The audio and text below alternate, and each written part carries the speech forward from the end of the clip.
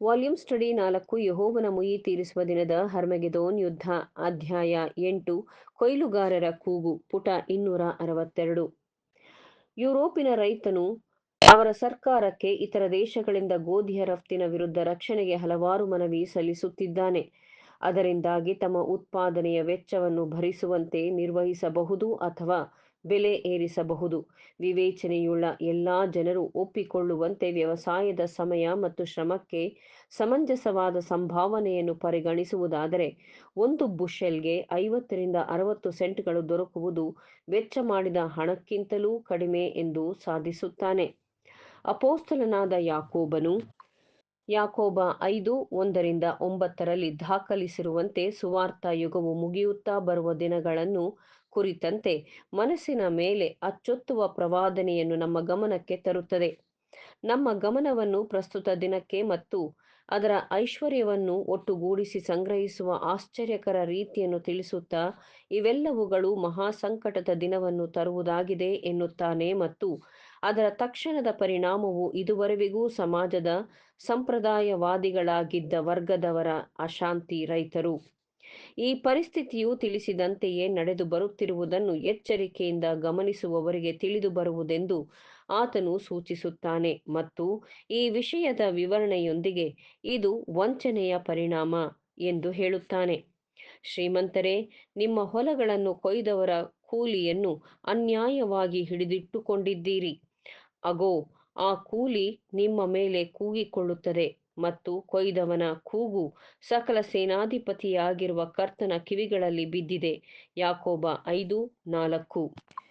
ಮೆಕ್ಯಾನಿಕ್ಗಳು ಮತ್ತು ಶ್ರಮದ ದುಡಿಮೆಗಾರರು ನಗರಗಳಲ್ಲಿ ಈಗಾಗಲೇ ಸ್ವಲ್ಪ ಮಟ್ಟಿಗೆ ಕಷ್ಟಪಡುತ್ತಿರುವುದನ್ನು ನಾವು ಹಿಂದಿನ ಅಧ್ಯಯನದಲ್ಲಿ ನೋಡಿದ್ದೇವೆ. ಆದರೆ ಇದುವರೆವಿಗೂ ಇದ್ದ ಅವರ ನಿಜವಾದ ಕಷ್ಟಗಳು ಪ್ರಾಮುಖ್ಯವಾಗಿ ಪ್ರಸ್ತುತವಿರುವ ಸಾಮಾಜಿಕ ಪರಿಸ್ಥಿತಿಯಲ್ಲಿ ಪ್ರಗತಿಯಾಗುತ್ತಿರುವ ಬುದ್ಧಿವಂತಿಕೆ, ಯಂತ್ರೋಪಕರಣ ಮತ್ತು ಜನಸಂಖ್ಯೆಯಿಂದಾಗಿ ದಿನವೂ ಕೆಟ್ಟದ್ದಾಗುತ್ತಿರುವ ಪರಿಸ್ಥಿತಿಗಳನ್ನು ಕುರಿತಂತೆ ಭೀತಿ. ನಾಗರಿಕನಾದ ರೈತನು ಇವೆಲ್ಲವುಗಳೊಡನೆ ಎದುರಾಗಿ ಸ್ಪರ್ಧಿಸುವುದು ಮಾತ್ರವಲ್ಲದೆ ಆತನು ವಂಚನೆಯಿಂದಾಗಿಯೂ ಹೊರೆ ಹೊತ್ತವನಾಗಿದ್ದಾನೆ. ಅದು ಘಾಸಿಗೊಳಿಸದೆ ಬದಲಾಗಿ ಆತನ ಮಿತ್ರನಾದ ಮೆಕ್ಯಾನಿಕ್ಗೆ ಲಾಭದಾಯಕವಾಗಿರುತ್ತದೆ ಎಂದು ತೋರಿಸುತ್ತೇವೆ. ಈ ಪ್ರಕರಣದ ಸತ್ಯಾಂಶವನ್ನು ನೋಡುವುದಾದರೆ ಯುಗದ ಕೊನೆ ಈ ದಿನಗಳಲ್ಲಿ ಸಾಮಾನ್ಯವಾಗಿ ಎಲ್ಲಾ ದುಡಿಮೆದಾರರಿಗೆ ಮತ್ತು ಮುಖ್ಯವಾಗಿ ಹೊಲದ ದುಡಿಮೆದಾರರು ತಮ್ಮ ಉದ್ಯೋಗದಾತನಿಂದ ತಮ್ಮ ವೇತನದಿಂದ ವಂಚಿತರಾಗಿದ್ದಾರೆ ಎಂಬುದು ನಿಜವಲ್ಲ. ಖಂಡಿತವಾಗಿ ಇದಕ್ಕೆ ವ್ಯತಿರಿಕ್ತವಾಗಿ ವೇತನದಾರರನ್ನು ನಷ್ಟಪಡಿಸದಂತೆ ಕಾನೂನು ಮೊದಲಿಗಿಂತಲೂ ಬಹಳ ಕಟ್ಟುನಿಟ್ಟಾಗಿದೆ. ಆತನು ದಾಳಿ ಮಾಡಿ ತನ್ನ ಉದ್ಯೋಗದಾತನ ಆಸ್ತಿಯನ್ನು ಮಾರಬಹುದು ಮತ್ತು ನಿಜವಾಗಿ ಬಹಳ ಸಂದರ್ಭಗಳಲ್ಲಿ ಸಾಲಗಾರರ ಮಧ್ಯೆ ಆತನಿಗೆ ಆದ್ಯತೆಯನ್ನು ಕೊಡಲಾಗುವುದು. ನಾವು ಸಾಮಾನ್ಯವಾಗಿ ಪ್ರವಾದನೆಯು ಬಹುಶಃ ರೈತರಿಗೆ ಅನ್ವಯಿಸುವುದೆಂದು ನಂಬುತ್ತೇವೆ. ಅವರು ಲೋಕದ ಆಹಾರವನ್ನು ಉತ್ಪಾದಿಸುವವರು, ಅಂದರೆ ಭೂಫಲವನ್ನು ಕೊಯ್ಯುವವರು. ನಾವು ಎಲ್ಲರಿಗೂ ಸರಿಸಮಾನವಾಗಿ ಪರಿಣಾಮ ಬೀರುವಂತಹ ಲೋಕದಾದ್ಯಂತವಾದ ಸಾಮಾನ್ಯ ಶಾಸನವನ್ನು ಹುಡುಕಬೇಕು.